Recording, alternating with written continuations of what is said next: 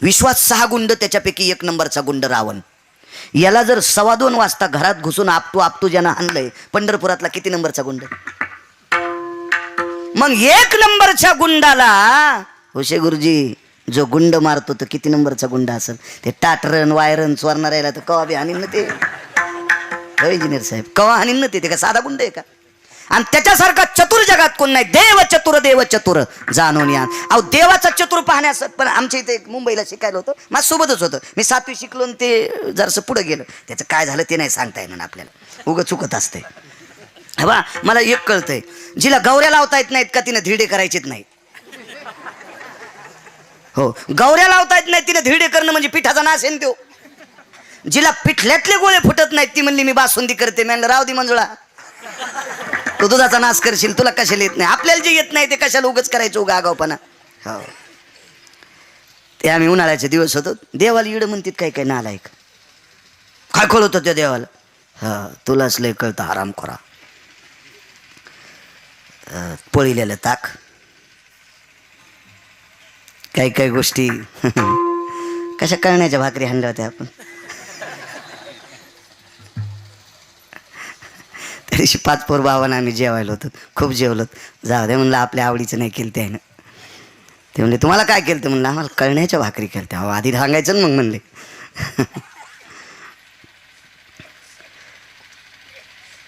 काय सांगू लागलो. दुपारी जेवलो असं, उन्हाळ्याचे दिवस, पोळीलेलं ताक होतं. काही कालामध्ये काही गोष्टी गोड असतात. उन्हाळ्याच्या दिवसात थोडीशी हळद, थोडीशी जिरे वगैरे टाकलेली, मोहरी फोडलेली, ते पोळलेलं ताक उन्हाळ्यात इतकं गोड लागतं ते बासुंदीच्या थोत्रात आणते. आणि असं ताक ते मुंबईला हवा इकत भेटत मुंबईला. त्यानं 4 ग्लास पिले. त्या ताकानं त्याचा परिणाम जाणीला ना या लगेच गुंगी आली. पण अंग इतकं नाजूक होतं त्याचं, ते तिथं कुठं झोपन मी पोतडं पांगिलं. ते म्हणलं रुतत ना. म्हणलं राहू दे मग आपण बसू. म्हणलं सावली बरी लागायली हो. तितक्यात आपलं तिथली तिथं फिरलो. ते खताडाचं ढिगल होतं आणि त्या ढिगलावर एक भोपळ्याचा येल उगलेला होता. भोपळ्याचा येल त्याचं बुड असं अंगठ्यासारखं असतं, करंगळीसारखं, पण त्याला भोपळे असे खपक्या लागले होते. आणि आंब्याचं झाड कासऱ्यात बसत नव्हतं इतकं मोठं, आणि त्याला आंबे एवढू लागले होते. ते म्हणलं बाळू तुमचा देव पागल आहे. मी म्हणलं इतक्या लवकर निर्णय द्यायला तू कोण जेजेस का? संप्रदायातला जेजेस का तुझेच? इतक्या लवकर देवाला पागल म्हणायला? ते म्हणलं सोपं उदाहरण आहे रे. करंगळीसारखं ज्या भोपळ्याच्या झाडाचं बुड आहे त्याला माठासारखा भोपळा लावला. बैलाच्या कासऱ्यात ज्याचं बुड बसत नाही त्याला बुटक्यासारखे आंबे लावले. काही कळतं का तुझ्या देवाला? हे भोपळे आंब्याला पाहिजे होते आणि कैऱ्या भोपळ्याला पाहिजे होत्या. मी म्हणलं नको ना ताण घेऊ. नाही म्हणलं काही करू. माझं जो उपरणं होतं आणि एक शाल होती सत्काराची, यायनच केलेलं. मी गाडीतलं आणलं, पोतड्यावर शाल टाकली त्याच्या उपरणं. जरा बऱ्या घरचं होतं, साखरेच्या पोत्यातला मुंगळा होता. किती खावान किती संडास करावा त्याला काय अक्कल नव्हती. आपलं त्याला म्हणलं जाऊ द्या आपलं झोपू द्या. ते काय होतं त्याच्या इरीला पाणी होतं आणि आपलं 1.5 एकर रान तिथं होतं. ते कधी मध्ये सोयाबीन भिजवायला देत होतं. मग त्याच्यामुळे आता आपल्या उपरण्यावर झोपलं मग काय होतं त्याला. असं चलत राहतं. काही काही गोष्टी अशा समटून घेतल्या पाहिजे माणसानं. इलाज नसतो त्याला. नाही तर त्या हरामखोराचे पाय आपल्या उपरण्याला लागू द्यायची लायकी नव्हती. मी पुन्हा कमराला नाही बांधलं ते. मग ते आम्ही आपलं सारवणाचा पोतराच केला त्याचा. या नालायकाचे पाय लागल्यावर मी दुसरंच काही कीर्तनात म्हणायचो. म्हणलं कमराला बांधल्यावर. नाही मी तितका येडा थोडाचे शिक्षण असू द्या ना कमी, त्याच्यावर काय नसते. मग ते उशे साहेब ते झोपल्यावर काय झालं माहिती आहे का? नेमकं पाडाच्या अलीकडची प्रक्रिया असते आंब्याची. पाडाच्या अलीकडची, पाडाच्या थोडासा अलीकडचा भाग. त्यावेळेला पोपटाला आंबे खावा वाटतात. देठ तुटू देत नाही, बरोबर असा चुरू चुरू चुरू चुरू पोपट. पण काय पोपटाचं नख लागलं, आंबा तुटला आणि याच्या कवळ्या नाकाव पडला. जसंही कैरी निब्बर टक कैरी 2-4 छटाकाची जशी पडली तशीच नाकातून ते रक्त चाल घोळाना फुटला म्हणतात ना त्याला. हो फॅ फॅ करू लागला. चल दवाखान्यात घे बरं. मी म्हणलं रुपया लागू देत नाही तुला. माझ्या संग आल्यावर महेच गाडीत जालना हॉस्पिटलला नेतो. पण आमचा देव हुशार का पागल त्याचा? पागलच नाही तर काय म्हणे 3-3 बारा विचारायला मला. एवढा मोठा भोपळा त्या इतकुशाला लावला आणि एवढी कैरी एवढ्या मोठ्या आंब्याला लावली. म्हणलं हरामखोरा, भोपळा जर आंब्याच्या जाग्यावर असता तर तू वाचला असता का पांचटा? ते म्हणला खरंच देव हुशार आहे की बरं डॉक्टर साहेबाकडे. किती चतुरे किती चतुरे. एरवी ती ठेवे दिली कवळे ते चांदणी येते म्हणे पिवळे, ते माझ्या स्वरूपी निर्मळे देखती दोष. काही नालायक माणसं देवाकडे सुद्धा दोष पाहतात, काही नालायक माणसं सज्जन माणसाकडे सुद्धा दोष पाहतात रे. हो, आमचं ते हो विशाल सज्जनाकडे सुद्धा दोष पाहत असतात. काय चालत राहते. एखाद्याला तुमचा पक्वाद नाही आवडला ना, ते म्हणते त्याची थाप कच्ची आहे. काय ते स्वभाव असतो, ते स्वभाव असतो त्याचा, हे समजून घ्यायचं. आता यांचं किती गोड आवाज आहे, हा ते तालात कच्च आहे. तू भीमसिंग जोशीचा चुलता आहेस का आराम करा, त्याचा ताल तपासायला तू नाराज. तू काय केलं काय नाही. ते हे हे विश्व निर्माण झालं का. एका नाण्याला चिच आणि पट बाजू आहे. तुम्ही एकीकडची घासा, ते रुपये चलत नाही साहेब, चलत नाही. चलतो का ते नाणं, चलत नाही, चलत नाही. हे चलते.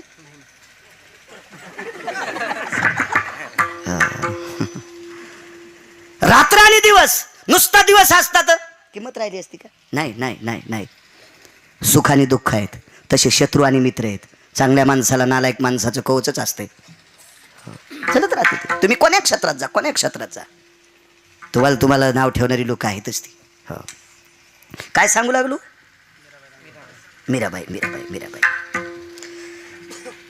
हा भागवत. हा पाण्यात चेंडू टाकला, मुद्दाम टाकला. पंढरपुरातल्या मालकान गेला नाही, मुद्दाम टाकला आणि चेंडू आणण्यासाठी उडी टाकली.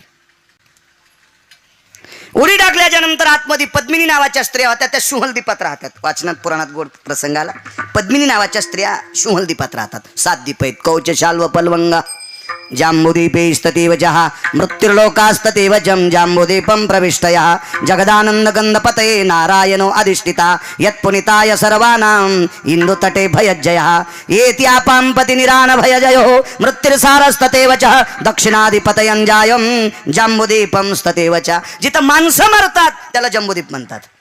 आपण जम्बूदीपात आहेत म्हणून जम्बू या दीपा माझी एक पंढरपूर गाव गा इंदू तटावर, हे जम्बूदीप आहे. सुमलदीपात पद्मिनी नावाच्या स्त्रिया, काही पद्मिनी त्याच्यातल्या अंशता कालियाच्या पत्न्या होत्या. त्यांनी पाहिलं काय गोंडस लेकरू, देव दिसायला किती गोड असेल. राजस कुमार मदनाचा पुतळा रविश शिकळा लोपलिया किंवा गणित लावण्य तेज पुंजाळती रत्न किळ फाकती प्रभा कानडाओ विठ्ठलो कर्नाटक तेने मज लावी लावे दो. आपल्याला नाही गात येडवाकडं पिठलं हटायलो. गायनातली तज्ञ ही लोक आहेत. पाहिलिया वेध लावी बैसे जीवी जडोनी. ज्या बायकांना ज्याचं रूप आवडलं त्या बायकांचं कुंकू पुसण्यासाठी घालतात. पण चांगलं चांगलंच वाटावा त्याला माणसं चांगली म्हणत असतात. मीराबाई आईला सांगते, आई ते भंग्याच्या कुळात जन्माला आलं त्याचा काय दोष आहे. मी पुरावा भागवतातला देतोय सहज. मला ना दे गव्हाला पाणी देताना गवत उपटायचा, नाही गरज नव्हती तिकडे सरकायची. त्या कालियाच्या पत्न्यानं सांगितलं, जाय रे बाबा जाय, तू किती गोंडस आहे, तुझ्या आई वडिलाला किती आनंद वाटत असेल तुला पाहिल्यावर. माझ्या मालकाला लहान लेकरं खायचा लय ना दे. ते म्हणला लेकरं खाणाऱ्याची तू सोय लावायला आलो. धरू लागलं ते असं, धरू जाता सापडेना. तळेल शिवडी आणली कालियाच्या डोक्यावर उडी मारली. नाचू लागला. तांडव गती मुंडन पर नाचत गिरिधारी. तांडव गती मुंडन पर नाचत गिरिधारी. बम बम बम बम बम बम बोले बलिहारी. बम बम बम बम बम बम बोले बलिहारी. तांडव गती मुंडन पर नाचत गिरिधारी. तांडव गती मुंडन पर नाचत गिरिधारी. तांडव गती मुंडन पर नाचत गिरिधारी.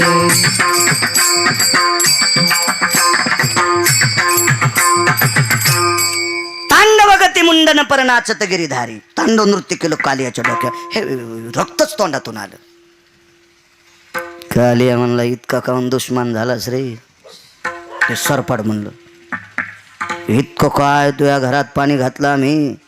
भगवान म्हणले हरामखोर. अर म्हणले देव असला मग काय झालं, पण मला हरामखोर म्हणायची काय पात्रता तुझी. देवालाच म्हणलं ते, मला हरामखोर म्हणण्याची काय पात्रता. मूर्खा नालायका, तुझ्या विषामुळे पाणी दूषित होतंय आणि या यमुनेतलं पाणी पेल्यावर गाई वासरं मरतेत म्हणून तू मूर्ख आहेस.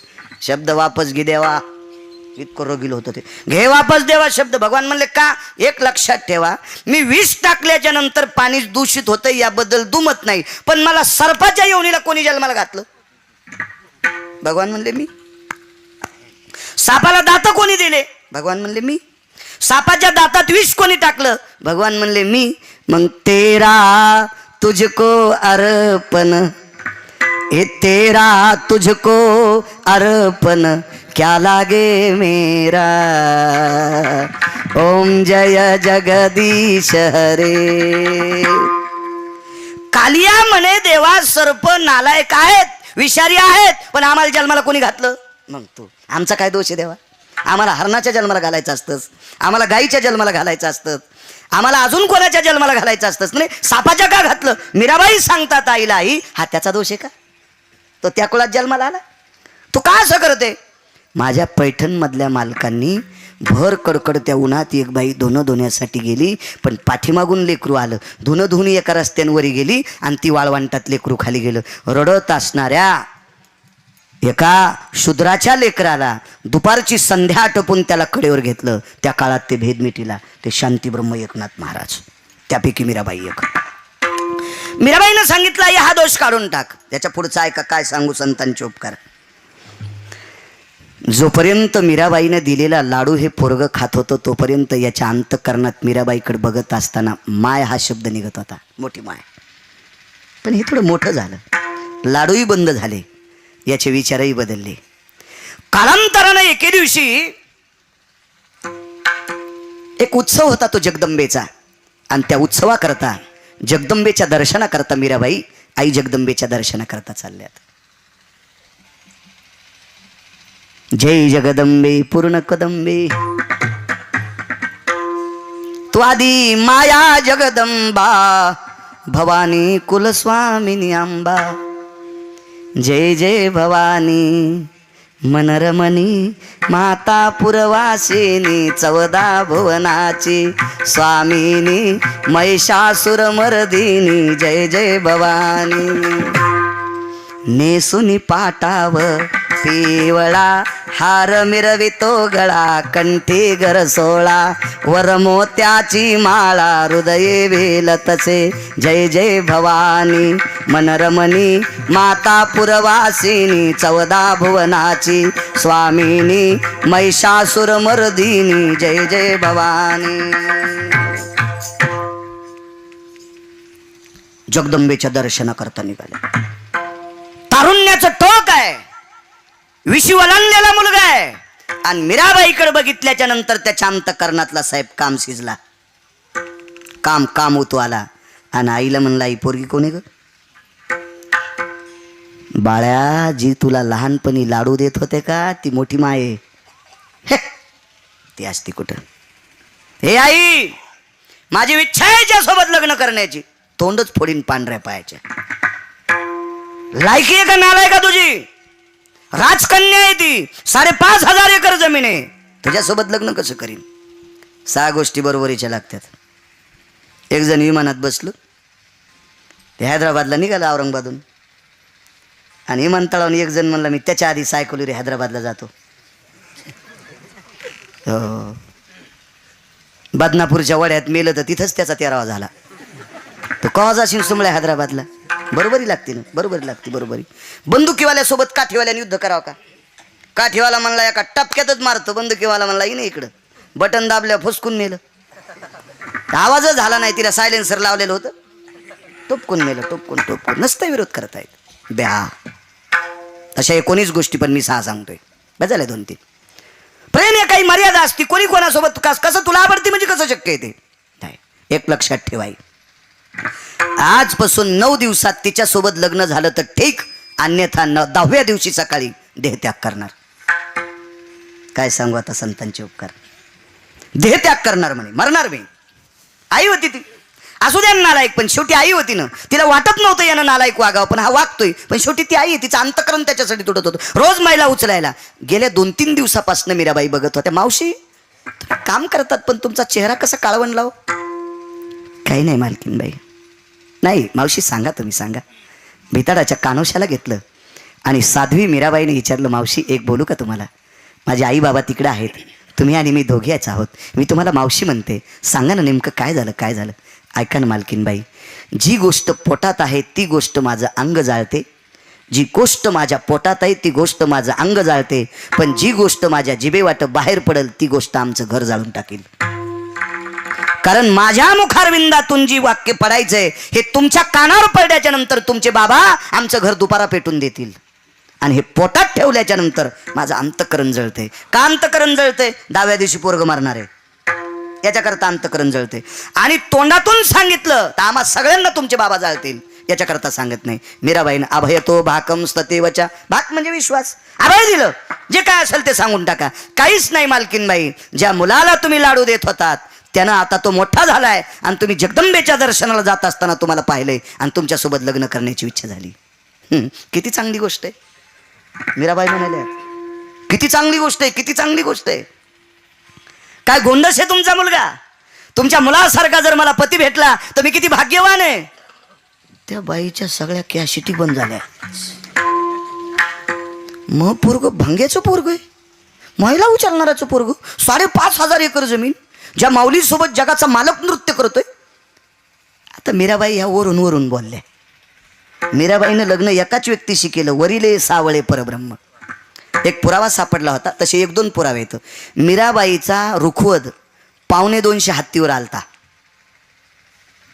250 हत्तीवर रुखवत आला, आणि पुढच्या 3 हत्तीवर, एका हत्तीवर नवरदेव होता, एका हत्तीच्या अंबारीमध्ये नवरदेवाचे आई वडील होते, आणि एका हत्तीवर चोपदार होता, आणि एका हत्तीवर नवरदेव, आणि 250 हत्तीचा रुखवत पाठीमागं होता. तो नवरदेव रुखवत घेऊन मीराबाईला आलता. मीरा, हे सगळा रुखवत तुझ्या करता, मला तुला वरायचंय. तिने सांगितलं, आलेल्या पावलानं जशाला तसं वापस जाय. मी तुला वरते पण भाऊ म्हणून, मी तुला वरते पण दादा म्हणून, मला तू बहीण म्हणून वर. मी याच्या अगोदरच लग्न केलंय, वरिले सावळे परब्रह्म. मग मला सांगा, 250 हत्तीवर रुखवत आणणाऱ्या राजपुत्राला नाकारते, ती भंगेल कशी स्वीकारीन? कसं मान्य येते? पण सांगितलं मावशी काही हरकत नाही. मावशी म्हणायली तिच्या पोराला नवरा म्हणायली. मावशीला कळावं नाही कॅशेट कशी काय गुंडाळायली म्हणून, पण मावशीला सुधरत न काय. मावशी भांबावली, होच कशी काय म्हणली. पण मावशी, मी तुमच्या मुलासोबत लग्न करते, पण माझी एक आट आहे. तुम्ही बायोडाटे नसतील पाहिले पोरीचे, काही योग नाही ना आला अजून, पोरं लहान आहेत ना तुमचे, वेळ आहे अजून तुम्हाला बायोडाटे पाहायचं. पण तसं तुम्ही लय जाग्यावर पाहता, त्याच्यामुळे पाहिले बी असतील. त्याला एकटं राहायचा नाद नाही, ते सगळ्यात राहते, त्याच्यामुळे शक्यतो बऱ्यापैकी माहिती आहे. एका मुलीचा बायोडाटा पाहिला मी. त्या बायोडाट्यावर 3 अटी होत्या. मुलाची आई मेलेली असावा. मी उद्याच्याला सुजाला बायोडाटा टाकायला लावतो नागरेश्वर, तुम्हाला खोटं असलं तर.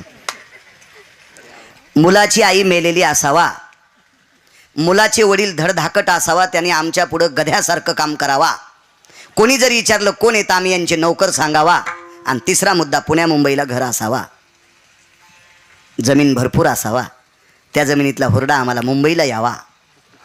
अशी नव्हती पण मी सांगायलो खालची. अशा 3 अटी होत्या. आणि आमच्या मित्राच्या मुलाला ती पोरगी आवडली. माझ्या मित्राला नाही, आता माझा मित्र 41 वर्षाचा, त्या धुळ्याला कोण देईल? आमच्या मित्राच्या पोराला ती पोरगी आवडली. ते म्हणला, महाराज मुलगी सुंदर आहे, बऱ्या घरची माणसं आहेत, पण तिच्या त्या अटी पाहायला लय अवघड आहे. मला आई वडील आवडतात महाराज, त्या अटी आपल्याला मान्य नाहीत. म्हणलं तुला मुलगी पसंत आहे का? तो हो म्हण. ते म्हणलं कसं हो म्हणू? ते म्हणतीन माय मेलेली असा, माझी आई जिवंत आहे महाराज, आणि माझ्या बाबानं गद्यासारखं काम करावं. माझे बाबा फार ताईट आहेत. हां, ते बिलकुल जमत नाही, आमच्या बाबा स्वभाव लय कडक आहे. अरे तू हो म्हणणं गिरगावकर सांगायला, तुझा बायोडाटा दे. त्याचा बायोडाटा घेतला, आणि मी काय नेट कॅफेवर कुठं गेलो नाही, काय नाही. लाल पेन घेतली, अशी रे गोळडी, 7 टिपके मारले, आणि त्याच्या पुढे एक बाटली काढली. उशे साहेब 1 इंचाची बाटली काढली. ही नवरदेवाची आट आहे. ती म्हणली, गिरगावकर आपणच का? हो. कीर्तन करतात म्हणा तुम्ही? हो. कशाचं करतात? म्हणलं राहू देन बाई, तू कशाला हटायला लागली? राहू दे, तुला कीर्तन सांगणं म्हणजे आंधळ्याच्या गावात चष्मे ऐक नाही. नको माय, नको नको. मग तितकं पाप उतू नाही आलं तुला कीर्तनाचा अर्थ सांगायला. तू त्या काय मायबापाचंच पाप उतू आलं, तू हरामखोर त्याच्या पोटी जन्माला आलीस, तुला कीर्तन कळत नाही म्हणलं. असू दे म्हणलं, राहू दे, काय हरकत नाही. गंज राग आलता, पण ते आमच्या मित्राच्या पोराला करायची होती म्हणून काय नाही म्हणलं. नाहीत मी लय रगिले. हो हो, खूप रगील, आणि चालली बी रगिली, काय ताण घ्यायचा नाही त्याचा. हो. ती म्हणली महाराज हे यांना अत्तर तेलाच्या बाटल्या आवडत आहेत का? मी समजणं कोणती. लग्न झाल्याच्या नंतर माझ्या बाबाला सांगते ट्रक भर अत्तर तेलाच्या बाटल्या. मी म्हणलं त्याच्या घराचं प्लास्टर चालू आहे, बाहेर ठेवल्या लोक चोरतेन, वास्तुशांती झाल्या मग घेऊन ये. लग्न झालं तदेव लग्नं सुदिनं ददेव ताराबलं चंद्रबलं ददेव दैवबलं लाभस्तेषां जयस्तेषां गुदस्तेषां पराजय शमिदः सर्वस्थितो होती भवास्करा तेजो हे कान्ति दिवाकरो सर्वस्थितः यदि मंगलाष्टकं ताई ग बाई ग सखराम तात्याची बबी अंसाबाईचा बव्या याची बसायची जागा निबर काठीनं हाना. हरामखोरा असे मंगलाष्टक म्हणतो. त्या बापाची जी आगिरी आहे हा परमार्थात बट्ट्याबोळ करायची. तुम्हाला एक सांगू का, हा संप्रदाय निष्ठावंत लोकांनी टिकवलाय. हा संप्रदाय निष्ठावंत लोकांनी टिकवलाय. काल परवा 2-4 रुपये भेटलेल्या पांचटांनी संप्रदाय कलंक करण्याचा प्रयत्न जर केला तर निष्ठावंत लोकांच्या शापाने हरामखोराच्या घराला कुपाटी लागन. विठाला विठाला विठाला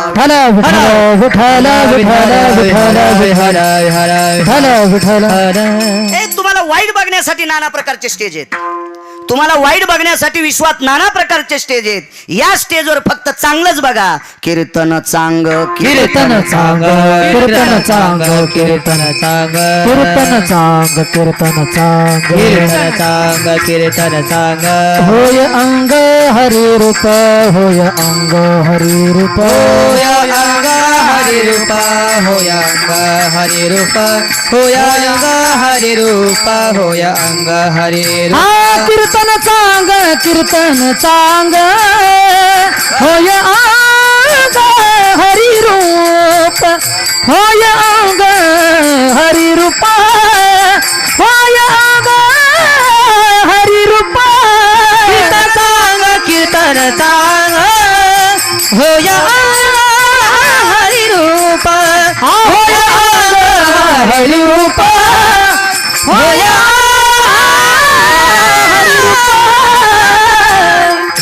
हरि रूप. या स्टेजची कथा ती आहे साहेब. या स्टेजची ही ताकद आहे. होय अंग हरिरूप. एक जण म्हणला महाराज कीर्तन असं झकात झालं पाहिजे. म्हणलं त्या बायकोची साडी दी मला. झकास म्हणजे काय पांचटा? कशाला झकास म्हणतोस? हा तुला झकास पाहाला दुसरे स्टेजेस जाय तिकडे बोंबलत. इथं चांगलं बघायचं, चांगलं ऐकायचं, अपेक्षा चांगली करायचं. नका वाईट अपेक्षा करू. नका नका नका. ज्याच्याकडे पैशाचा लय जोर झालाय का त्यानं दुसरीकडे पैसे शिपडा. इथं शिपडायचेच असतील तर चांगल्या कामाकरता शिपडा. हो, नाही तर पंढरपुरातला मालक इतका चतुर आहे ते कुपाटी लावायला भेटत नाही. कुपाटी लावून काडी लावतो पुन्हा. कुपाटी लावून काडी म्हणजे बाहेर पाळता येऊ नये. इतका चतुर आहे, इतका चतुर आहे. हा काय काय गोष्टी. तुम्ही पण काय काय गोष्टी सांभाळी जा. तुम्ही पुन्हा म्हणता मेला आमच्याच बॉम्ब टाकी तू. त्याचं कारण सांग का तुम्हाला? माझ्या वारकरी संप्रदायानं तुमची इतकी मोठी दखल घेतली, माझ्या माईनं इतकी मोठी दखल घेतली की ज्या घरी कुलस्त्रिया राज्य राणी व संपत्ती, एवढी मोठी दखल घेतली. एक दुसरा मुद्दा सांगतो साहेब, राग येऊ देऊ नका. मी ज्या ज्या वेळेला ॲडमिट असतो त्यावेळेला लेकरांना तुम्हीच नेऊन घालतात. याबद्दल दुमत आहे. माझं काही दुमत नाही, मी मान्य करतो. पण तुमच्यापेक्षा जास्त लेकरांना ताईसाहेब वेळ देतात. म्हणजे याचा अर्थ प्रत्येक आई बापापेक्षा जास्त लेकराला वेळ देते. आणि संस्काराचं बिंब आईकडं असतं म्हणून आई चुकता कामा नये. म्हणून आपल्या संस्कृतीचे पाडे तुम्ही त्यांना देत जा, ही तुम्हाला विनंती. नकोय नकोय नकोय बाकीच्या गोष्टी नकोय. देत जा गोड. काय सांगू लागलो?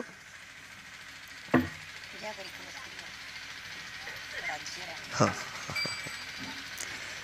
आठ सांगितली. लग्न झालं त्या पोरीसोबत, आमच्या मित्राच्या पोराचं लग्न झाल्याच्या नंतर ती मांडव ते सत्यनारायण वगैरे झालं, प्रसाद हाटायला सासूच होती. ती मला म्हणली गिरगावकरी कोण आहे? म्हणलं ती तुझ्या मालकाची आई. तुम्हाला आठ पाहिली नाही का माझी? ती मी सांगितलं होतं ना तुम्हाला, मला नवरदेवाची आई मेलेली पाहिजे. म्हणलं बाई मेलेली पाहिजे पण ती मरण ना, ती तुला पुढे घालायच्या मागे. ती इतकी ताईट आहे, ती कशी मरण? नाही म्हणले मग मी चालले. म्हणलं बाई आता नाही जाता येत तुला, आता तू नाव खराब होईल. हो म्हणली बाई ते बी खरं आहे. आणि हे इतके कडक टोपी घालते ना, हे काय काम करते? नाही म्हणले महाराज हे तुमचं कीर्तन करता पण तुम्ही चुकता, तुम्ही बायडाटा वाचिलता ना. म्हणलं बाई याचा बायडाटा तू वाचिला का? वाचिला म्हणे महाराज. अत्तर तेलाची त्यांना आवड आहे. मी ट्रक भर बाटल्या आणते. म्हणलं बाई हेच तर तू चुकलं, ती बाटली अत्तर तेलाची नाही, ती रोगरची आहे. म्हणली बाई रोगरची कशाला काढली? लग्न झाल्याबरोबर बायकोचे मायबाप मारायचे. ती म्हणली बाई माझे कस काय मारायचे? मग त्याचे कस काय? मग त्याची राहू द्या जिते. म्हणलं मग तूही जिते राहू द्या. ते मी मधात असल्यामुळं जमला खेळ. मी तसं पडत नाही कोणाच्या ह्याच्यात, पण तिथं पड आपलं पक्याला लावायचं. मग हो ते जमलं. सामान्यांच्या ह्या अटी. माझ्या मीराबाईची एक आठ होती साहेब. मीराबाईनं सांगितलं मावशी मी 250 हत्तीचा वर्ग हा वापस लावलाय. फक्त विटेवरच्या मालकाला, द्वारकेच्या मालकाला पती मानते. मी करते सगळा नियम मोडून तुमच्या मुलासोबत लग्न करते. पण माझी एक आट आहे, काय? तुमच्या मुलानं 7 दिवस भजन करावं. मी सांगते त्या नामाचं करावं.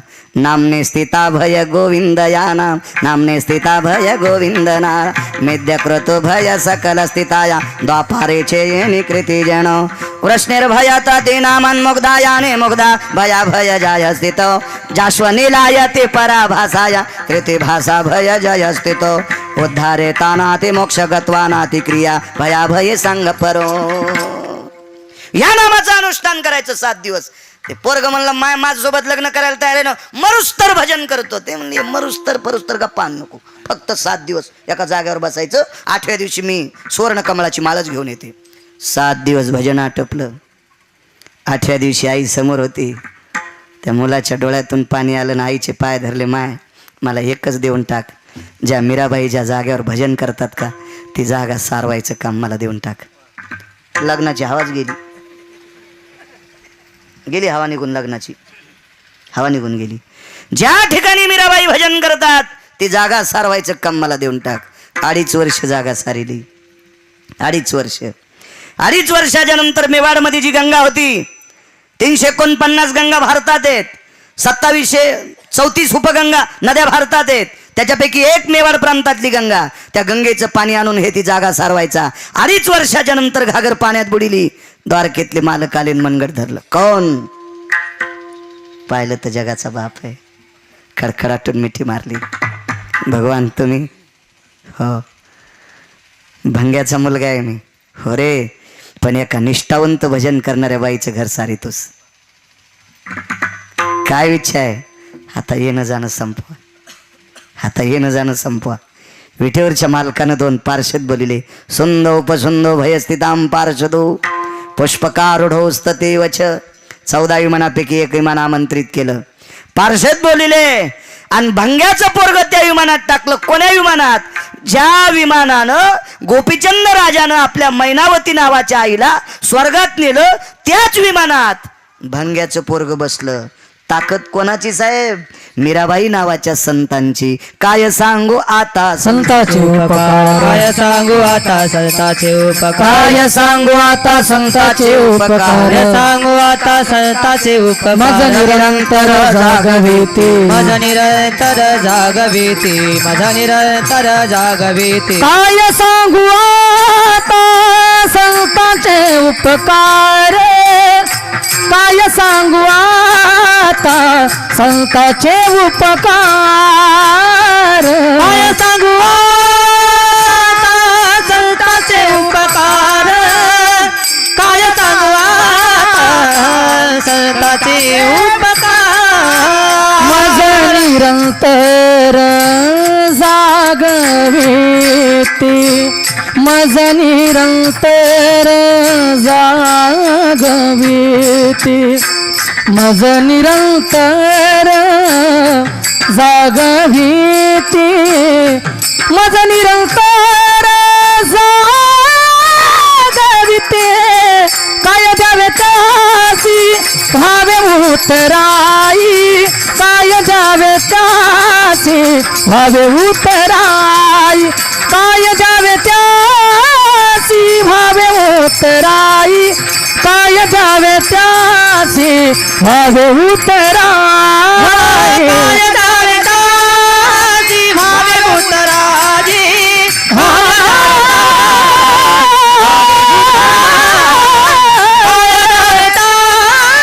भावे उतराई, काय द्यावे त्यासी भावे उतराई.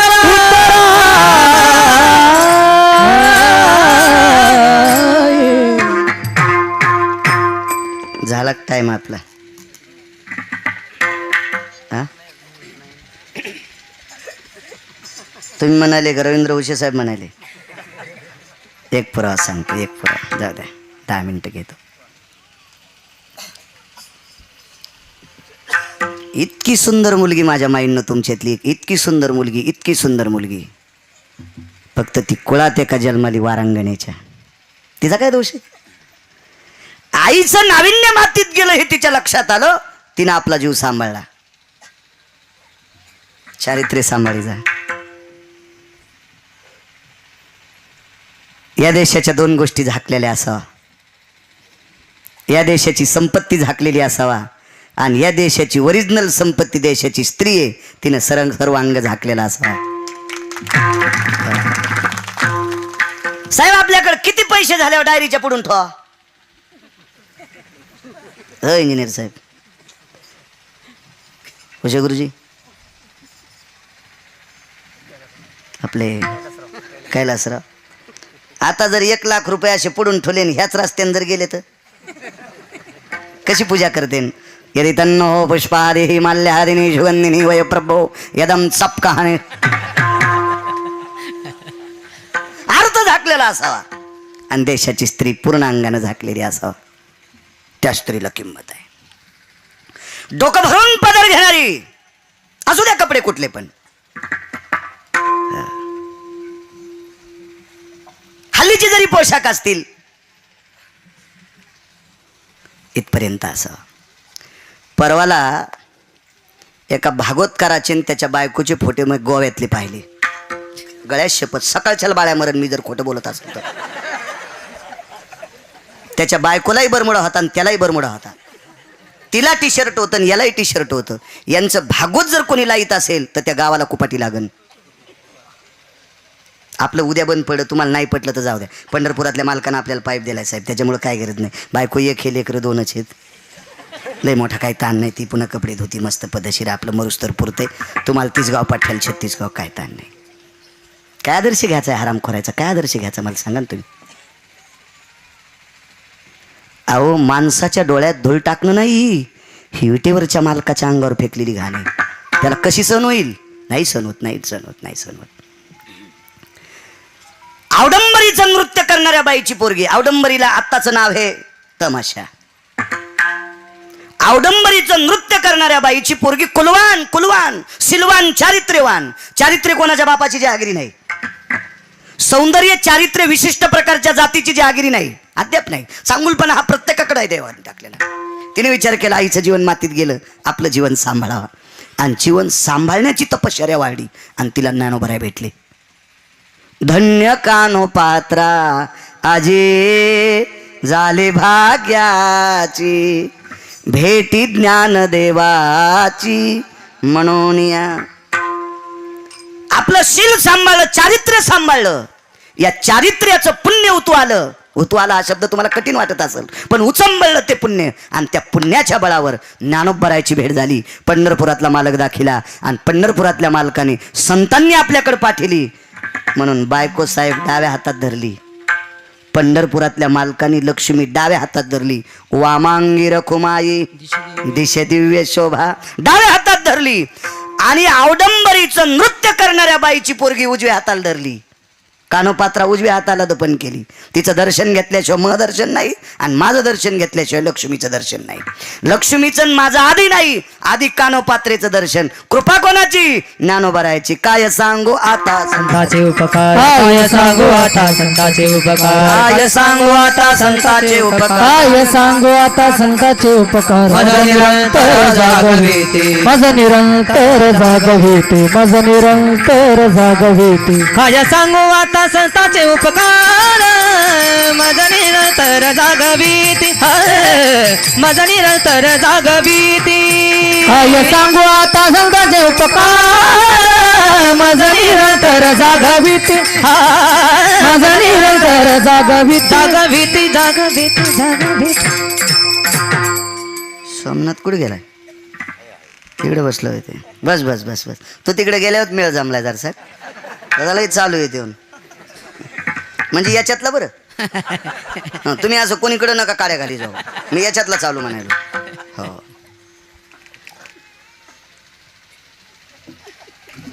वाल्यान माणसं मारले. 5-5 मिनिटाचे 2 पुरावे बस झाले बरं का आता संतोष बुवा. हो. जेवताना लोणचं थोडंच खाल्लं पाहिजे, गुन्हा सर्दी होत असती. वाल्याने इतकी माणसं मारली त्याला पत्ता नाही, तरी त्या वाल्याचे वाल्मिक झाले आणि वाल्मिकाचे महर्षी झाले. गजानन बुवा महर्षी झाले, महर्षी. याचं शंकेचं भूत 4 तोंडाच्या माणसाच्या डोक्यावर पडलं. येत असते शंका माणसाला, पण शंकेचं निरसन जाग्यावर करून समाधानाचा, तृप्तीचा ढेकर द्यायला पाहिजे. आपल्या मनात आली शंका दुरुस्त करण्यासाठी आपण वाल्मिकाकडे जावं असं मानस ब्रह्मदेवान धरला. आपण तसं धरीत नाही. काय ते माणूस हो, ऊस तोडायला जात होता पण त्यानं 3 मजली बंगला बांधला. तुम्हाला माहित नाही त्याला गौसलय. पाय आराम करावला दे, गौसलत म्हणते. तू जेसीबी घेऊन उकर ना, तुला गौसतक पाय ना. हा, एखाद्याचं मोठेपण असतं. वैद्यकीय क्षेत्र असू द्या, समाजाला मानायचा. ज्याच्याकडे गेल्याच्या नंतर आपलं दुःख जाते, आपण आनंदात घरी येतो, लोक त्याला मानतात. तुमच्या क्षेत्रात तीच बोंब, तुमच्या क्षेत्रात तीच बोंब. एखादा शिक्षक शिकवत असताना जर विद्यार्थ्याच्या गळी उतरत असेल तर त्या विद्यार्थ्यांना तो शिक्षक आवडत असतो. जे जेवणाच्या डब्यात देशी आणतो तो कसा आवडन? राग येऊ दे नका बरं का. मी काय तुम्हाला वापरलं नाही. मग रेडीमेड कपड्याचं दुकान आहे, तुम्हाला अंगडा आला असेल, मी काय तुमच्यासाठी शिवलं नाही. तुम्ही म्हणताल आमच्यावर कॉम बॉम्ब टाकायला, असं नका. चांगलं वागणारी माणसं प्रत्येक क्षेत्रात चांगल्यांना आवडती असतात, पण ज्यांच्या मनात डाळ शिजायली का त्यांना चांगलं पटत नसतं. हे बघ, कावळ्याला कोणतं जनावर आवडतं? धष्टपुष्ट जखमा झालेलं. कावळ्याला जखमा झालेलं गाढव पण आवडतं, त्याला रक्त पिता येतं ना. ते टवटवीत गाढवाला म्हणत हे फेगड्या पायाचे, याला बसायचं का त्याच्यावर? त्याला फक्त रक्त पिता येत नाही. नाव ठेवणारी माणसं कुठे असतात. असो, शंका आली ब्रह्मदेवाच्या मनात. सत्यलोकाचा मालक आहे तो, विधाता आहे, चतुरानन आहे. याच्या पलीकडे सांगू का? हाडामासाचा कुंभार आहे. कुलाल हाडाचा, बाप चाढाचा, अखंड मडके घडितो रे. हे 3.5 हाताचं गाडगं तयार करायचा कारखाना ज्याच्याकडे, त्याला ब्रह्मदेव म्हणतात. एक मुद्दा सांगू का तुम्हाला नाविन्य ब्रह्मदेवात? विश्वातलं कुठलंही पात्र घ्या आणि त्याला सुच्चाग्रो भय क्षुद्र आणा. हा सुईच्या आणीसारखं छिद्र पाडा साहेब, त्याच्यातली वस्तू राहत नाही, त्याच्यात ते पाणी राहत नाही. पण ब्रह्मदेवानं केलेलं हे गाडगं, ह्या गाडग्याला 9 छिद्र केले पण मनानं पाणी निघत नाही. ह्या गाडग्याला 9 छिद्र केले. नवाम छिद्रेषु भयाम औटंजयत भयास्तितो. आउट म्हणजे 3.5, आउट म्हणजे आउट नाही, आउट म्हणजे 3.5. हे 3.5 हाताचं तयार केलेलं उभं गाडगं, याला 9 छिद्र आहेत पण ते पाझरत नाही. काय नाविन्य असेल? तो विधाता आहे, तो विधाता आहे. त्याला चतुरानन म्हणतात. आनंद म्हणजे मुखन 4 असा आनंद.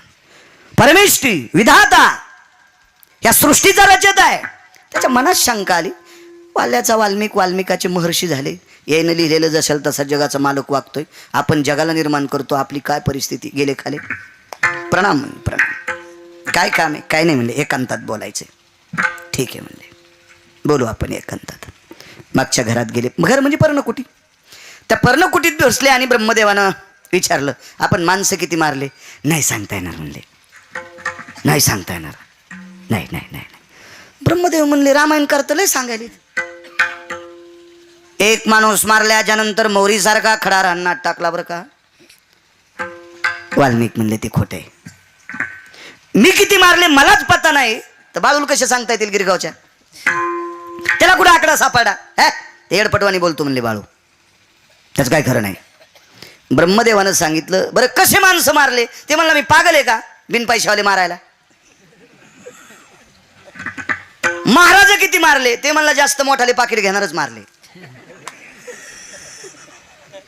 बारक मारल्यावर परवड तरी पाहिजे ना. ते परवड पाहिजे ना, कशाला मारायचं बारक? काय काय उपयोग त्याला मारून? काय फायदा आहे का त्याला मारून? एका माणसानं 2 ट्रक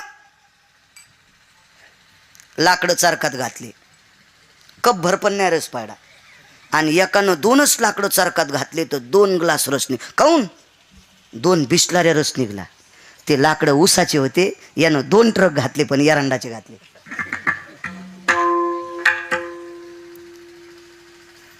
असो, नाही सांगता येणार किती माणसं मारले, नाही सांगता येणार. तरी वाल्याचे वाल्मिक आणि वाल्मिकाची महर्षी कशी झाले. आतमधल्या पर्णकुटीत नेले. त्या पर्णकुटीत एक सिंहासन होतं. त्या सिंहासनावर राजहंसाच्या पंखाची गादी होती आणि त्या राजहंसाच्या पंखाच्या गादीवर एक मूर्ती होती बावनिया चंदनाची. ती मूर्ती होती देवर्षी नारदाची. महर्षी वाल्मिकाने सांगितलं, विधाता ब्रह्मदेवा, या साधूच्या कृपेमुळं मी वाल्याचा वाल्मिक आणि वाल्मिकाचा महर्षी झालो. काय सांगू आता संताचे उपकार. एका बाईला 8 पोरी झाल्या. शेवटचा पुरावा आता 5 मिनिटात.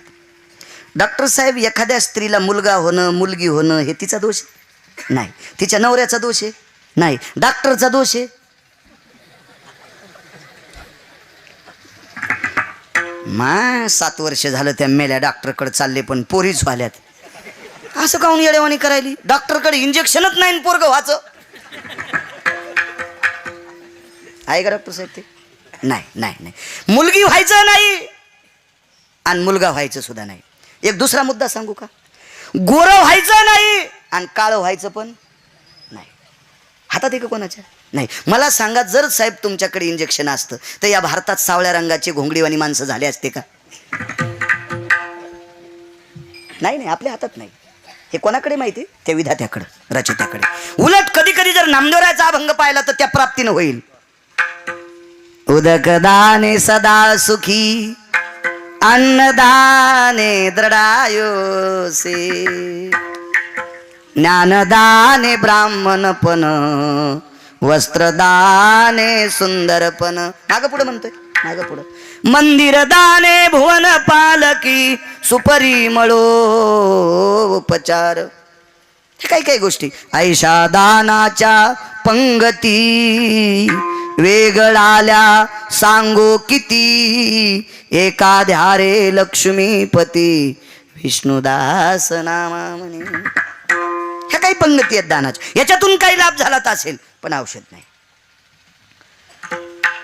राजानं सांगितलं, जर 8व्या वेळेस मुलगा झाला तर ठीक, अन्यथा तुला आणि झालेल्या मुलीला पाण्यात टाकील. झाली पोरगीच. सार्वभौम राजा होता. राणी रडू लागली. राणी रडत असताना बाळंतपण करणारी जी दाई होती का, तुमच्याकडे काय म्हणते तिला? Nurse. Nurse nurse nurse nurse. आमच्या मित्राला पोरग झालं साहेब एकदा. नर्स नर्स म्हणले म्हणून त्याच्यावर आठवलं मला. मित्राला पोरग झालं आणि त्यानं मला फोन केला, अरे बाळू मला मुलगा झाला. आम्ही म्हणलं वा अभिनंदन. पुन्हा अर्ध्या तासानं फोन केला, बाळू मला मुलगा झाला. अरे मग माणसाला मुलंच होत असतील, वगैरे थोडीच होत असतील त्याला. आता मी त्याला म्हणलो, मी लोक देखता का 3 मीच होतो ना फोनवर. काही इडपटेस म्हणलं, याच्यात काय मोठेपण आहे? अरे बाबा मला मुलगा झाला आणि तो कीर्तन कोणीकडे? म्हणलं मी जालन्याकडे चाललो. मग जालना हॉस्पिटललाच ये. म्हणलं कशाला? काय नाही म्हणे, ते झाल्या झाल्या तुझ्या मांडीवर द्यायचंय. माझ्या मांडीचं आणि तुझ्या पोरात कसं माहिती आहे का? तुझ्या मांडीवर दिलं ना तर महाराज होईन, तुझ्यासारखेच खापक्या पाकिटं घेईन. अरे मी म्हणलं, मोहच मला सांभाळीत आहे का पाकिटात घालून पाकिस्तानात इकित आहे? हा तितकं नका हसू. आमच्यावर घेतलेलं खसखस पिकती तुमची. तुम्हाला राग येईन म्हणून माझ्यावर घेतलंय, सगळं तुमचं पिळायला लागलोय. आमच्यावर घेतलं की असा उकळाची तू नाही का कडी उकळल्यावानी. त्याची भावना होती म्हणे महाराज तुमच्या मांडीवर द्यायचं. या बरं. आता ते मला त्यानं खोलीचा नंबर वगैरे सांगितला. त्या खोलीमध्ये त्याची मंडळी आणि त्याची मायन बाप नव्हती, सासून सासरेच होते. हो हो हो हो हो हो हो. तुम्हाला 9 सुनायला सासू सासरे आवडत नाहीत, मायबाप आवडते. तुम्ही उभ्या राहा बरं, उभ्या राहा उभ्या राहा. तुम्ही 9 जणी या गावात आहेत म्हणून नीट पाऊस पडणं. मागं पाहूत नका, तुम्हीच 9 जणी. हां मागं बघायचं नाही मुळीच. हां तुमचे मायबाप आवडतात ना तुम्हाला, नवऱ्याचे आवडत नाहीत ना. तुमच्या सासूला पोरग नसतं झालं तर कोणा संग लग्न केलं असतं? बैरागिनी हिमालयाच्या पायथ्यात भगवी साडी नेसून फिरली असती मंजुळा तू. सासू सासऱ्यानं 72च्या दुष्काळात कमिलेली संपत्ती चुरूचुरू खा वाटती. हा ते सासू सासरे आवडत नाहीत. झोपीत भिताड पडन एखादीच्या अंग्या झोपीत. तुमच्या 9 जणी तुम्ही अशा जाग्यावर मारता. मला काय कळत नाही, उगा घाम येऊन एखादीला अटॅक याचा काय ताण नाही. नाही येणार नाही तुम्हाला. इथं बो आहे ना बसलेला. ते म्हणते माय मेला कशाला आणलं का, आमच्यावर बॉम्ब टाकायला लागलाय. माझ्या माईनं तुम्हाला एक सांगू का, बाईला जितके स्वतःचे आईवडील आवडतात का तितके नवऱ्याचे मायबाप सुद्धा आवडावा. त्याचं नाव कीर्तन आहे माझ्या माईंनो, त्याचं नाव कीर्तन आहे. तुमचं माझं काही भांडण नाही, घराला घर नाही, रानाला रान नाही, काही दोष नाही माय. पण मी ज्ञानोबा आहे तुकोबारायचं नाव घेऊन भाकरी खातो. म्हणून तुम्हाला एकच सांगते, जितके आपले आईवडील आवडतात तितके आपले सासू सासरे आवडावा. असं एखाद्या सुनाला वाटत असेल ती हजारो कीर्तनकाराची बाप आहे.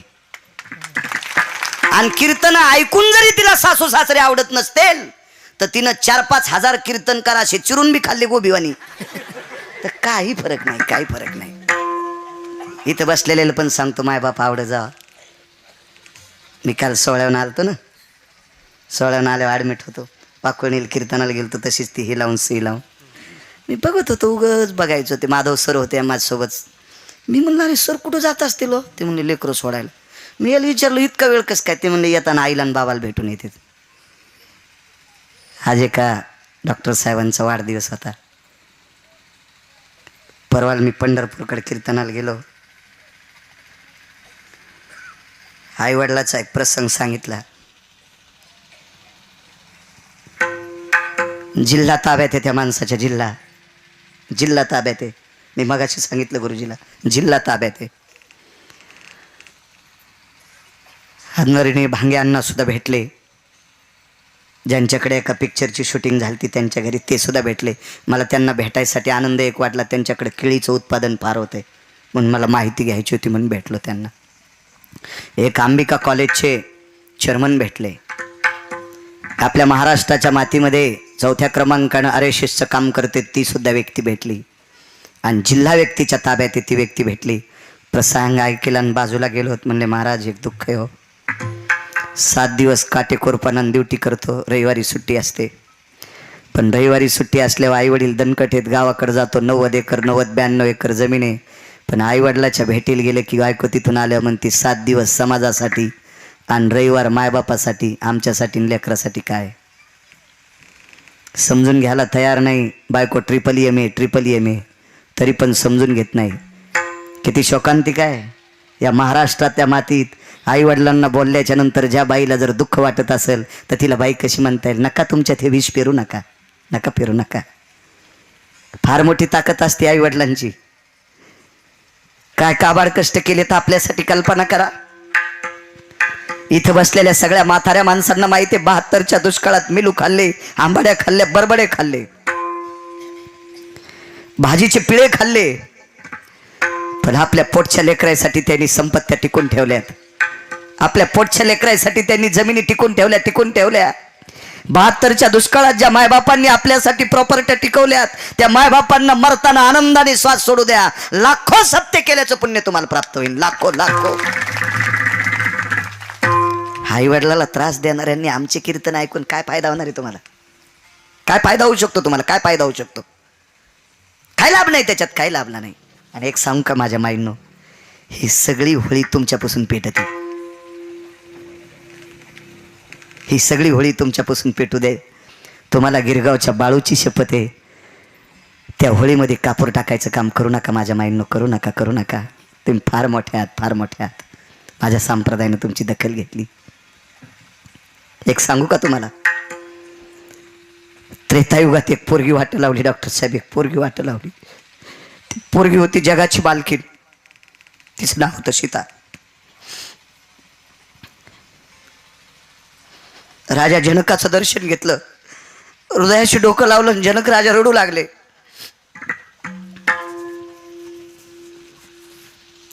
सीताई साहेबांनी पदरानं आपल्या बाबाचे डोळे पुसले. बाबा करडता. काय नाही माझं नाव कमव बरं, माझं नाव कमव.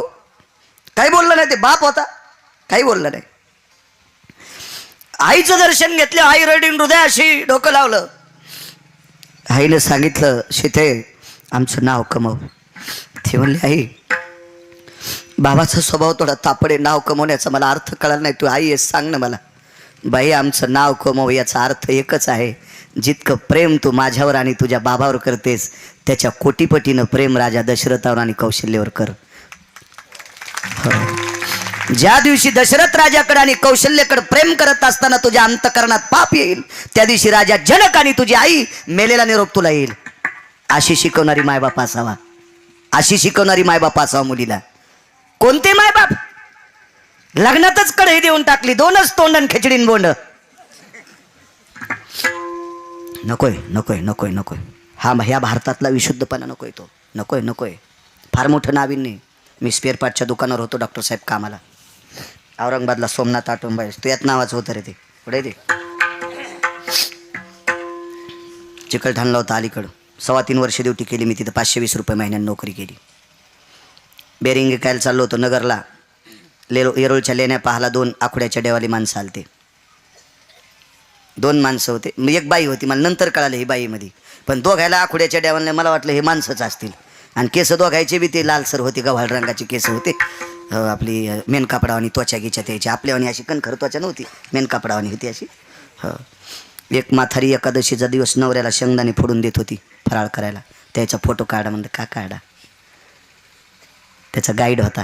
त्याला इंग्रजी कळत, मला इंग्रजी कळत नव्हती. त्या गाईडला सगळ्या भाषा येत होत्या. ते 300 रुपये रोजाने वेळभर फिरत होते त्याच्या संग, ज्याला सगळ्या भाषा येतात ते. येऊन फोटो का काढा आपल्या महाराष्ट्रातल्या माणसाचा. त्यानं त्याचा अर्थ सांगितला. आमच्या देशामध्ये 1 कोटी रुपये जरी दिवसाला कमीत असतील, पण घरी जाताना लक्षात येते मंडळी घरी असेल का. आणि माझ्या देशातल्या तुम्ही किती पवित्र आहेत सांगू. 80 वर्षाच्या नवऱ्याला बसस्टँडवर फराळाला भुईमुगाच्या शेंगा सोलून देणारी ती पवित्र माऊली माझ्या भारत देशात आहे, माझ्या महाराष्ट्रात आहेत. इतक्या मोठ्या आहेत म्हणून नाव खराब करायचं नाही तुमचं. असो. 8 वर्ष मुलगी झाली, रडू लागली राणी. ते दाई आमचं ते मित्राची बायको आपल्या हॉस्पिटलला बाळंतीन डिलिव्हरी झालेली. रूम नंबर सांगितला. नेमकं तुम्ही ते दिवशी बाहेर गेलेले. रविवार होता, सुट्टीचं थोडं गेले दर्शनाला शेगावला. मी गेलो तर मग ती सिस्टरीन बसलेली होती ढवळ्या साडीवाली. मी म्हणलं बाई, आता मला माहीतच नाही ना मॅडम म्हणावा. मी बाई म्हणलो. आता ती बाई म्हणल्यावर तिला राग नाही आला. मला नंतर कळालं हिला राग कशाचा आला. म्हणलं ते आमच्या गावचा तो दासू त्या 4 नंबर रूममध्ये आहे. म्हणलं बाई कोण दटीलो मला. आतमध्ये गेलं, ठकठक वाजिलं तर ते म्हणे घ्या महाराज पोरग. मी पाहिलं. बरं रे म्हणलं तुझ्यासारखंच दिसतंय. हो म्हणले माझ्यासारखं दिसतं, पण माझ्यासारखं वागू नये. त्याचा बाप टाटर चोरीत होता. म्हणलं ते म्हणलं माझ्यासारखं वागू नये बापा, ते धकलं आता असं वागू नये. मी वापस आलो तर मग म्हणलं बाई साहेब कुठं गेले. ते शेगावला दर्शनाला गेलेत, आता रविवारची दुपारून सुट्टी असती, गेलेत. बरं मला ओळखतेत. म्हणलं बाई भूषण साहेब तुम्हाला ओळखीत येतं. म्हणलं हो ओळखीत येत मला. बरं. ती बाई पाया पडीन खरे 20 रुपये दिले मला. खरे चालणारे 20 रुपये दिले.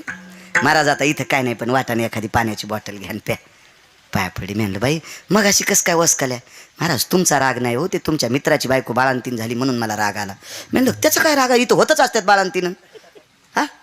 आमच्या साहेबाच्या मंडळीच करतात ना डिलेवऱ्या.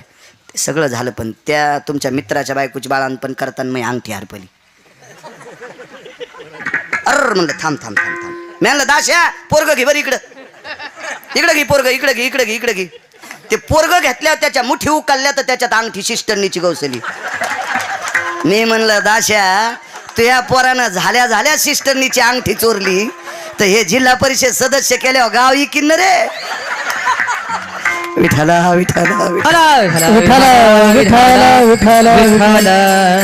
जयपाल राजाला झालेली मुलगी मुलाचे कपडे घातले मधला सिद्धांत सोडून देतो आणि आत्महत्या करण्यासाठी प्रवरदेव गेले. ज्ञानोबरायची कृपा झाली. स्त्रियेचा तो केला पुरुषोबा, जिहनिमिष मात्रे देह पालटीला. स्त्रियेचा तो केला पुरुषोबा. 4 लोकांचे प्राण वाचले. काय सांगू आता संतांचे उपकार मज निरंतर जागविती. प्रस्तुत प्राप्त प्रसंग निवडलेला अभंग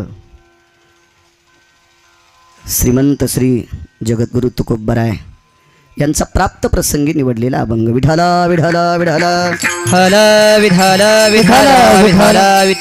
थोडा असा मोकळा करा आवाज, मोकळा.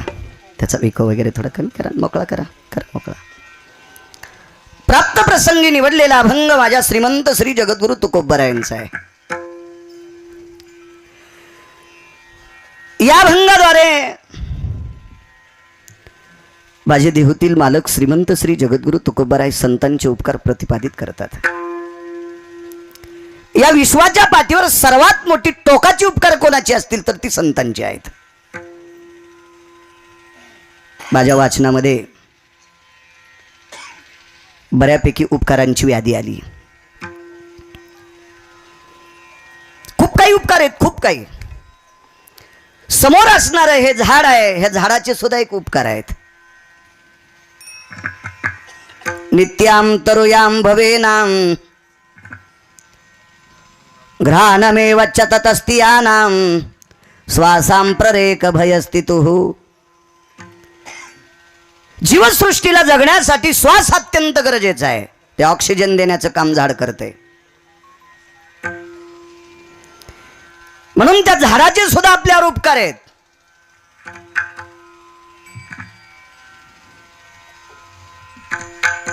जगाला प्रकाश देणारा सूर्यनारायण याचे सुद्धा आपल्यावर उपकार आहेत. ते बंद केलं तरी चालेल आता. हो.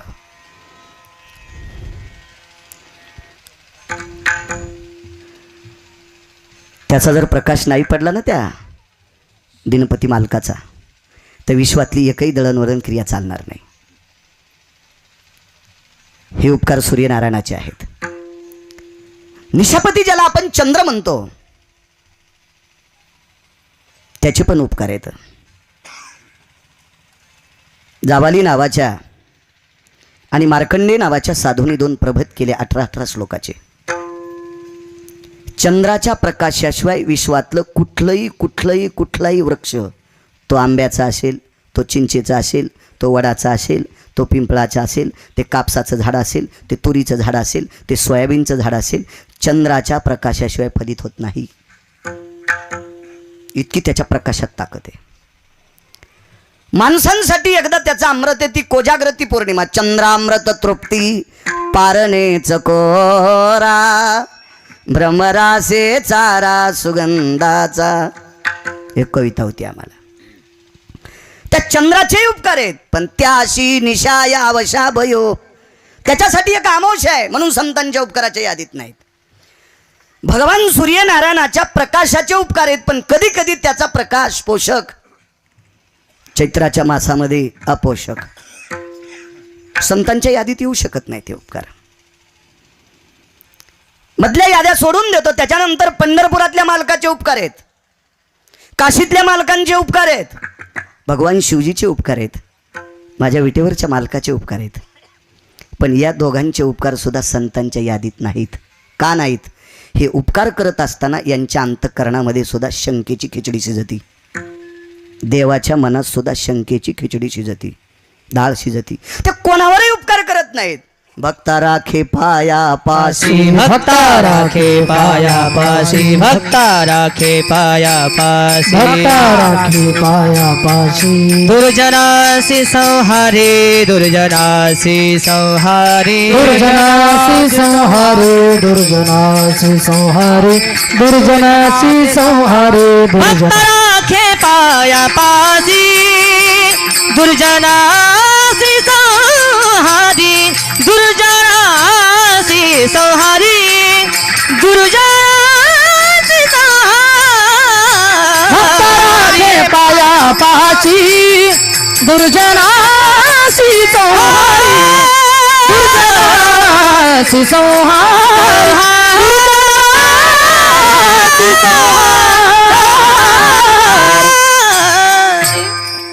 पंढरपुरातले मालक आणि काशीतले मालक उपकार करत असताना आपपर भाव पाहतात. ते कोणावरही उपकार करत नाहीत.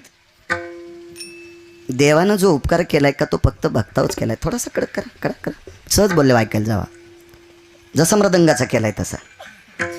तुम्हाला राग येऊ देऊ नका, पण 1 नंबरला आवाज वक्त्याचा असावा, 2 नंबरला गायकाचा. तुम्ही म्हणताल आमच्या मुळावर का आला, तुम्हाला याच्यापेक्षा जास्त वाढू द्या. हो, आपल्याला काय नाही. हे बा, दुसऱ्याचं चांगलं झाल्यावर आपल्याला बरं वाटलं पाहिजे, त्याला तृप्त आत्मा म्हणतात. आपल्याला 150 क्विंटल सोयाबीन झाल्यावर दुसऱ्याला 20 क्विंटल झाल्यावर जे जळतो का, त्याला अतृप्त आत्मा म्हणतात. मला त्याच्यात नाही. आपलं पंढरपुरातल्या मालकानं बरं केले, त्याच्यामुळे मी भावताल बघतच नाही. विठाला विठाला विठाला. विठ्ठल विठ्ठल विठ्ठल विठ्ठल. देव हा उपकार करत असताना त्याच्या अंतःकरणामध्ये शंकेची डाळ शिजते. तो भक्तावर करतो, कोणावर करत नाही. एक सोपा मुद्दा पहा. पंढरपुरातल्या मालकांनी 2 सख्या भावांचं, सख्या चुलत भावांचं भांडण होतं. देव करू शकत नाही ते उपकार, नाही करू शकत, करताच येत नाहीत त्याला. कारण देव एखादी गोष्ट करत असताना त्याचा बायोडाटा बघत असतो. तो बायडाटा हा विटेवरचा मालक आणि काशीतला मालक मागून तुमच्या माझ्यासारख्या नालायकानं लिहिलेला घेत नाही. तो बायडाटा प्रत्येक व्यक्तीच्या सोबत पंढरपुरातल्या मालकाने 2 माणसं ठुलेत. त्या माणसाचं नाव आहे गुप्त भयायने चित्र सुदेशू चित्र सुदेशु हिमकृत जन भय संग सुधा वय व्यालाक्षावय जायन्ते गुप्तति चित्रो लिखित भया पुराण मति तति वेद मतीता शास्त्र मतितं भयोजना शास्त्र मतितो भयोजना शास्त्र मतितो भयोजना. 2 माणसं विटेवरच्या मालकाने प्रत्येक माणसाच्या सोबत त्यानं नौकर ठुलेत. एकाचं नाव आहे गुप्त, एकाचं नाव आहे चित्र. तुम्ही अंधारात करा, उजिडात करा, लोकायला न कळता असं करा. चांगलं गायन करूनही लोकाच्या माघारी तंबाखू खा, चांगलं कीर्तन करूनही लोकांच्या माघारी स्टेजच्या मागून जाऊन कीर्तनकार तू बिड्या फूक. तू लोकांच्या नजरेत तरी धूळ टाकली असेल तरी पंढरपुरातल्या मालकाच्या डोळ्यात धूळ टाकू शकत नाही. का? त्याच्या असे वकील बसलेत की त्याच्या वकिलाच्या पेनची शाई संपत नाही, त्याला लाईटचा समन नाही, त्याला पानाचा समन नाही. ते बरोबर लिहित राहतात, बरोबर कॉलम खाली गेला का वरी गेला ते पंढरपुरातल्या मालकाला सांगतात. आणि तो बायडाटा पंढरपुरातला मालक बघतो आणि तो बायडाटा पाहिल्याच्या नंतर त्याच्या लक्षात येत आहे गिरगावकराचं बरं करायचं नाही. हा नालायक हे गिरगावकर आता जरी गोड बोलत असेल पण एकेकाळी यानं हरामखोरपणा केलता म्हणून याची फजितीच करायची. बायडाटा बघून पंढरपुरातला मालक चालतो, पण सगळे बायडाटे चुलीत घालून ज्यांचं वर्चस्व चालतंय ती फक्त संत असतात. विठाला विठाला विठ्ठल विठ्ठल विठ्ठल विठ्ठल विठ्ठल विठ्ठल. एकदा भीमदादा हस्तिनापुरात आले. गरज नव्हती यायची हो, पण त्या नालायकासोबत आले दुर्योधने. ते उशिरा निघलं. धर्मराजानं सांगितलं भीमा जी दादा सुयोधन रात्री घरी चालले, ती मोठी माणसं आहेत, राजपुत्र आहे आणि एवढा मोठा माणूस अंधारात एकटा घरी पाठवू नये. म्हणून मला असं वाटतंय मोठ्या माणसांनी संवेदनशील राहिलं पाहिजे. मोठ्या माणसांनी लोकांचा जो घटक असतो का लोकांसाठी त्यानं काही काही गोष्टी जपल्या पाहिजे. हे धर्मराजाला कळालं त्या काळात द्वापार युगात आणि म्हणून भीमाल सोबत पाठिलं. पण दुर्योधनाच्या अंतकरणात सारखं काळ शिजत होतं, सारखं. काय सांगू आता संतांचे उपकार. यथासांग सोय केली, भीमाचं मन जिंकलं आणि दुर्योधनाने भीमदादाला एक काम सांगितलं. दादा मला मानस सरोवरातून सुवर्ण कमळाची फुलं पाहिजे. काय सांगू आता संतांचे उपकार. किती उपकार आहेत संतांचे पुढे बघा. आणि भीम गेले फुलं आणण्यासाठी. भीमाला असं वाटलं आपल्याला इंद्रप्रस्थाचे 35 गावं जहागिरी दिली म्हणजे कौरवांचं आपलं वैर संपलं असं डोक्यातून काढून टाकीत जा. वैर हे निश्चित असतं. क्षेत्र कुठलंही निवडा, कुठलंही निवडा, कुठलंही क्षेत्र निवडा. तुम्हाला एक सांगू का, जसा जसा माणसाचा बरा होण्याचा कॉलम वरी चालला त्याला आपण मत्या शत्रू तयार होत असतात. आपण मत्या. तुम्हाला लहानपणचं माहीत असेल डॉक्टर साहेब, रोडच्या कडेनं इकून एक आंब्याचं झाड आणि इकून एक आंब्याचं झाड. एका आंब्याच्या झाडाला कैऱ्या लागल्या आणि एकाला लागल्याच नाही. दगड कोणत्याला हाणतात? बरं कोण हाणतंय? हो, पण चांगले बी हाणतात ना. गजानन महाराजाला मला आणि योगीराज बाबाला नेहरी करायची आणि त्याच्यात तुम्ही बी आमच्यात. आणि त्या आंब्याच्या झाडाखाली नेहऱ्या सोडल्या, दिवस उन्हाळ्याचे येतं असं चुळचुळ पाणी सुटायले जिभेला, पण एकाचाही हात पुरण हाणले का नाही दगड आपण. मग ज्या आंब्याला आंबे लागतेत त्याला सज्जनही दगड हाणतेत आणि हरामखोरही दगड हाणतेत. मग ज्याला मोठं व्हायचं का त्यांना नालायकाचा रोष पत्करण्याची हिंमत ठेवायची, त्यानंच मोठं व्हायचा प्रयत्न करायचा आहे. विडाला विडाला विडाला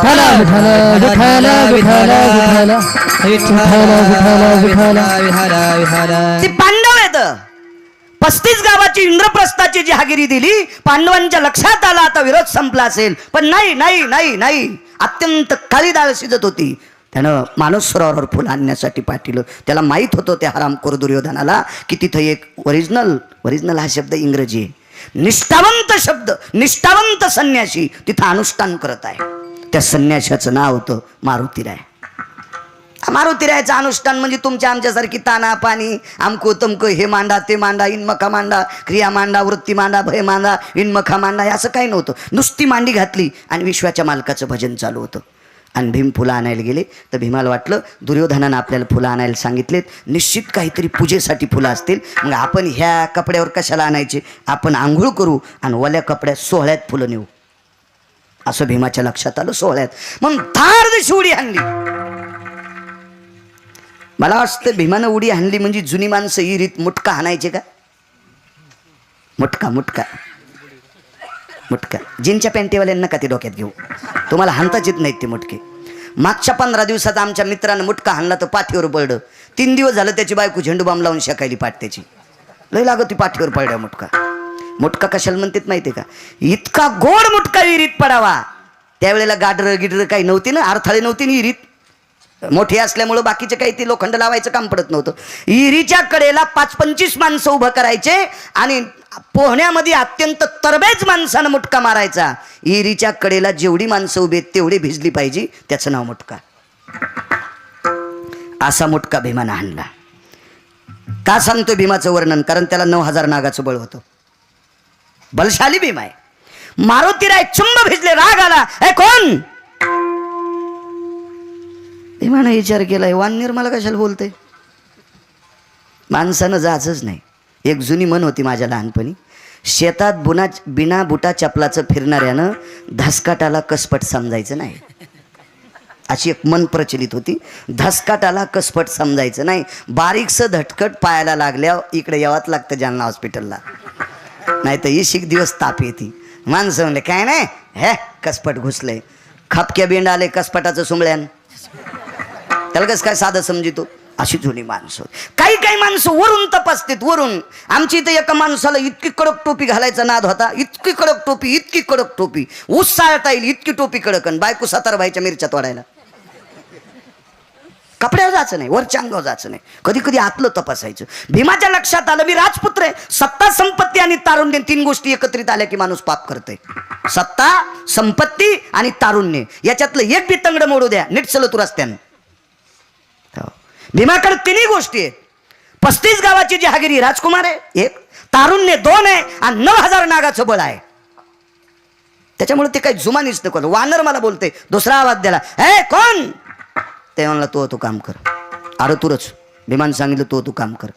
मारुतीरायने सांगितलं तुला कळत नाही का, थोडासा कडक कडक, एकदा चांगला झालता, तुला कळत नाही का सांगितलेलं. भीमानं सांगितलं, अरे तू कोण मला बोलणार, कोण बोलणार तू मला, कोण बोलणार. भीमाच्या लक्षात नाही आलं साहेब मारुतीरायचा अधिकार किती मोठा आहे. माझ्या 18 संतांनी, प्रत्येक संतांनी मारुतीरायची दखल घेतली. ज्या तुकोबारायांचा अभंग घेतला का, त्या तुकोबारायांचा भक्तीचा व्यासंग इतका मोठा होता. हरिनामे ढवळिले जग, हे विश्व हरिनामानं ढवळून काढलं. ही तुकोबारायाची व्याप्ती. ज्यांचं नाव घेतल्याच्यानं, ऐकल्याच्या नंतर यमाचं धोतर फाटायचं. तुकाराम तुकाराम नाम घेता कापे, जगाकार खाय आम्ही माथा दिले पाय. हे तुकोबारायची व्याप्ती. तरी पण त्या तुकोबारायनं मारुतीरायला शरण गेले. शरण शरण जी हनुमंता, तुम्हालो रामदूता, काय भक्तीच्या त्या वाटा, आणि मज दावाव्या सुभटा. तुकोबाराय म्हणले नाही वानर आहे, तुमच्याकडे जी भक्तीची वाट आहे ती मला दाखवा. आमच्याकडे ज्या भक्तीच्या वाटा आहेत का, त्या भक्तीच्या वाटा